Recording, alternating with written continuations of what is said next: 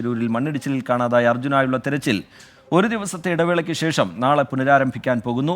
രൗദ്രഭാവം വെടിഞ്ഞ ഗംഗാവലി പുഴ ശാന്തമായി ഒഴുകുകയാണ്. തെരച്ചിലിന് അനുകൂലമായ കാലാവസ്ഥയെന്ന് ഈശ്വർ മാൽപ്പയും നേവിയും പറയുന്നുണ്ടെങ്കിലും നദിയിൽ മണ്ണിടിഞ്ഞു കിടക്കുന്നത് പ്രതിസന്ധി തന്നെയാണ്.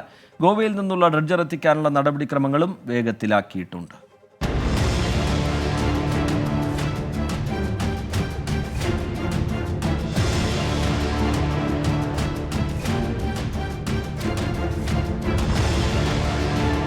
ഗംഗാവലിപ്പുഴ അതിൻ്റെ രൗദ്രഭാവം കൈവിട്ട് ശാന്തമായി ഇങ്ങനെ ഒഴുകുകയാണ്.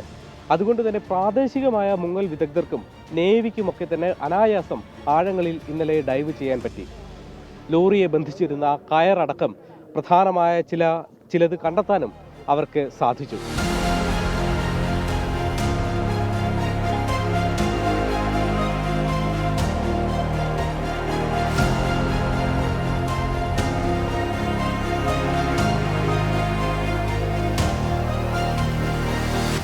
മല പിളർന്ന് നദിയിലേക്ക് പതിച്ച മണ്ണ് നദിയുടെ മടിത്തട്ടിൽ ഇങ്ങനെ അടിഞ്ഞു കിടക്കുകയാണ്. അതിന് കീഴെയായിരിക്കാം ഒരുപക്ഷെ അർജുൻ്റെ ലോറി ഉണ്ടാവുക.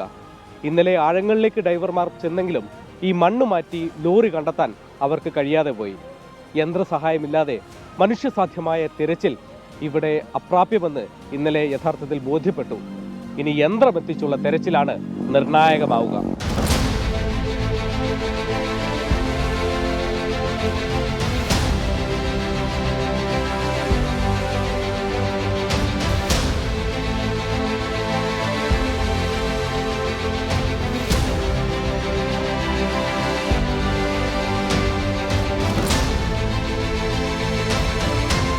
ലക്ഷ്മണയുടെ ചായക്കടയ്ക്ക് പുറകിൽ ഏതാണ്ട് 40 മീറ്റർ മാറിയാണ് അർജുന്റെ ലോറി ഉണ്ടാകാമെന്ന് സംശയിക്കുന്ന ഇടം. ഏതായാലും അവിടെ മാർക്കിംഗ് നടത്തിയിട്ടുണ്ട്.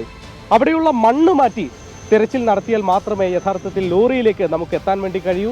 അതിന് ഡ്രഡ്ജർ എത്തിച്ചുള്ള മണ്ണുമാറ്റൽ അവിടെ നടക്കണം. ഗോവയിൽ നിന്ന് ഡ്രഡ്ജർ എത്തിക്കാനുള്ള ശ്രമമാണ് കർണാടക സർക്കാർ തുടങ്ങിയിട്ടുള്ളത്. ഗോവ തുറമുഖ വകുപ്പ് മന്ത്രിയുമായി ഇതുമായി ബന്ധപ്പെട്ട് നമ്മൾ കാര്യങ്ങൾ ചോദിച്ചിരുന്നു.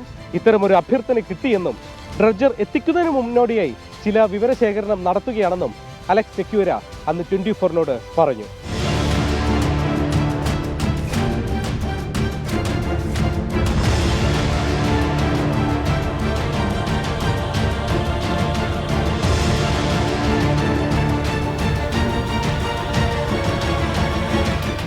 അർജുൻ മാത്രമല്ല, കർണാടക സ്വദേശികളായ ലോകേഷ്, ജഗന്നാഥ് എന്നീ 2 പേരെ കൂടി കണ്ടെത്താനുണ്ട്.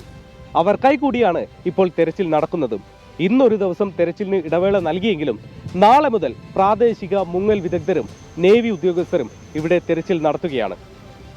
എന്തെങ്കിലും തരത്തിലുള്ള പ്രത്യാശ നൽകുന്ന വിവരങ്ങൾ, നിർണായകമായ കണ്ടെത്തലുകൾ ഉണ്ടാകുമെന്ന് പ്രതീക്ഷിക്കാം.